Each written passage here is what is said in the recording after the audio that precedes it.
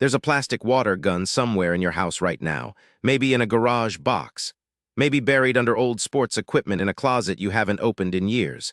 You've probably never thought about who invented it. Why would you? It's a toy. It squirts water. It's not important. You're wrong about that. The Super Soaker wasn't invented by a toy company. It wasn't designed in a boardroom full of executives with spreadsheets and market research. It was created by accident, in a bathroom, by a NASA engineer who was trying to save the planet from environmental collapse. His name is Lonnie Johnson, and his story will change the way you think about every invention you've ever ignored. Lonnie Johnson grew up in Mobile, Alabama in the 1960s. His father was a civilian worker at a nearby Air Force base. The family didn't have much money, but Johnson had something that didn't require money. He had relentless, unstoppable curiosity. When he was 6 years old, he took apart his sister's baby doll to figure out how the eyes opened and closed. He never managed to put it back together. His sister was furious. Johnson didn't care. He needed to see how things worked. By the time he was a teenager, Johnson was building machines that no one in his neighborhood could explain. He made rockets from scrap metal and old pipes. He assembled a go-kart from a lawnmower engine and pieces of plywood. He scavenged junkyards for parts and spent hours in a makeshift workshop behind his family's house. And in 1968, at 16 years old, he built a robot, not a toy. A real, functioning robot made from scrap metal, salvaged radio tubes, old circuit boards, and components he machined himself. He called it Linex. Johnson entered Linex into a regional science fair held at the University of Alabama. He was the only black student competing. The judges looked at his robot. They watched it move. They gave him first place. That robot didn't just win a trophy. It won him a scholarship to Tuskegee University.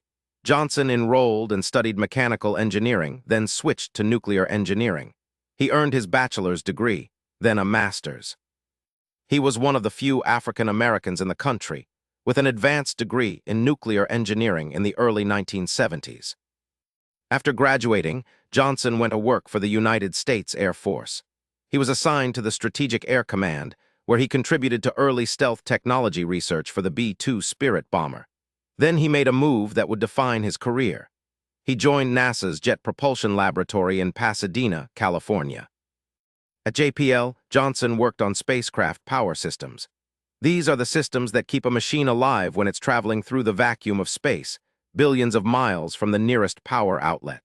He helped design the energy systems for the Galileo mission, which launched in 1989 and spent 8 years studying Jupiter and its moons.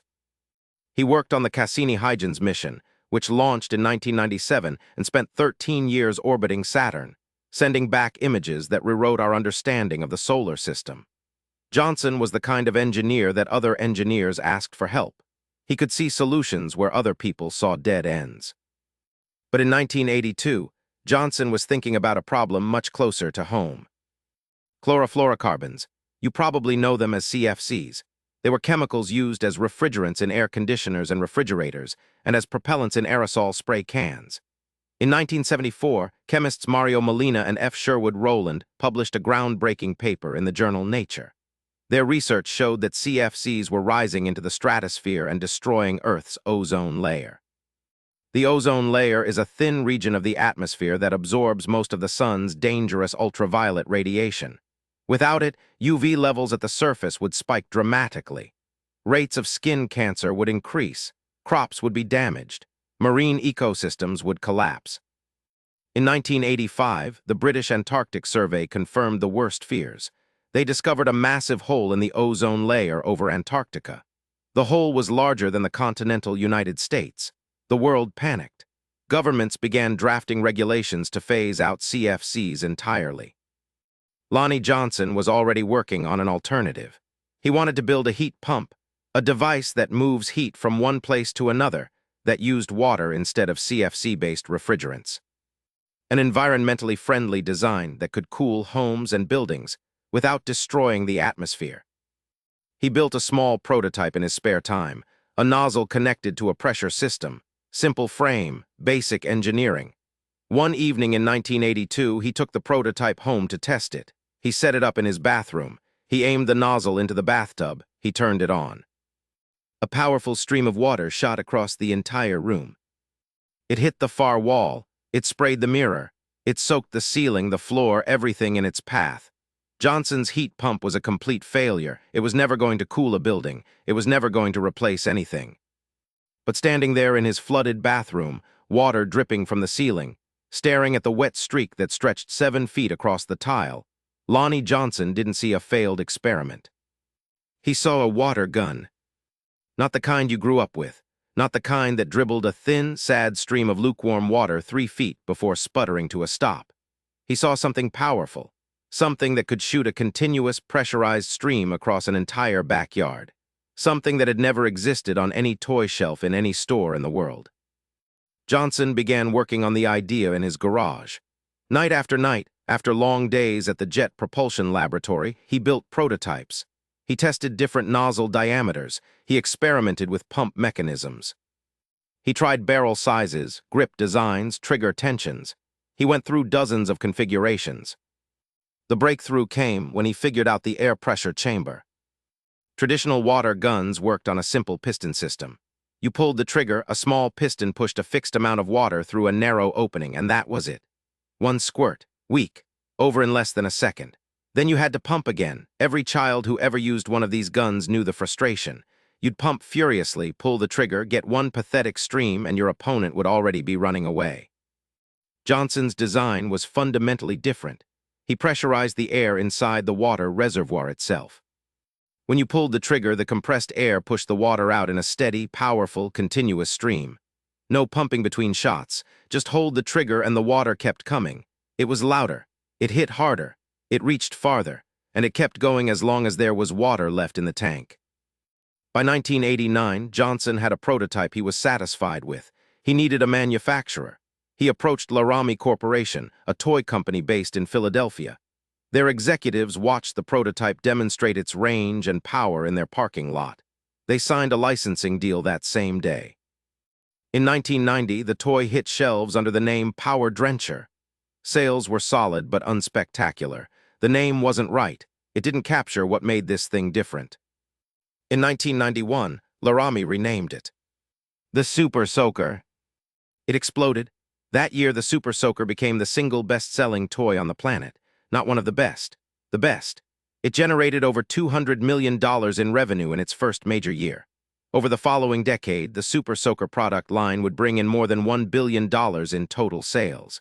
Kids were having water fights in backyards, parks, and cul-de-sacs on every continent where the toy was sold. Johnson received royalties on every unit. Every Super Soaker that left a store shelf put money directly into the hands of the man who'd invented it by standing in his own bathroom at midnight. He used that money to fund his real passion, the work he'd never stopped caring about. Today, Lonnie Johnson holds over 120 patents. He founded Johnson Research and Development, a company headquartered in Atlanta, Georgia. His team is working on a technology called solid-state batteries. Inside a conventional lithium-ion battery, the kind in your phone, your laptop, and most electric cars, there's a liquid electrolyte that carries electrical charge between two electrodes. That liquid is flammable. It degrades over time. It limits how much energy the battery can hold. Solid-state batteries replace that liquid with a solid material. They're safer. They don't catch fire. They hold more energy in the same space. They charge faster. And they last longer. If Johnson's engineering team solves the remaining manufacturing challenges, solid-state batteries could replace lithium-ion technology within the next decade. Your phone would last twice as long on a single charge. Your electric car would drive farther, weigh less, and never have a battery fire. Johnson is also developing something called the Johnson Thermoelectric Energy Conversion System, or JTEC. This is a device that converts heat directly into electricity through a solid-state process. No moving parts, no combustion, no turbines. Heat enters one side, electricity comes out the other. If JTEC works at scale, it could capture waste heat from factories, power plants, even sunlight, and turn it into usable electricity with an efficiency that current technology can't match. But here's the part of this story that matters most. Lonnie Johnson didn't stop when the Super Soaker made him wealthy. He didn't retire. He didn't become a trivia answer. He treated a plastic toy as a tool, a means to fund bigger dreams. The royalties from a children's water gun are actively financing research into batteries, energy conversion, and technology.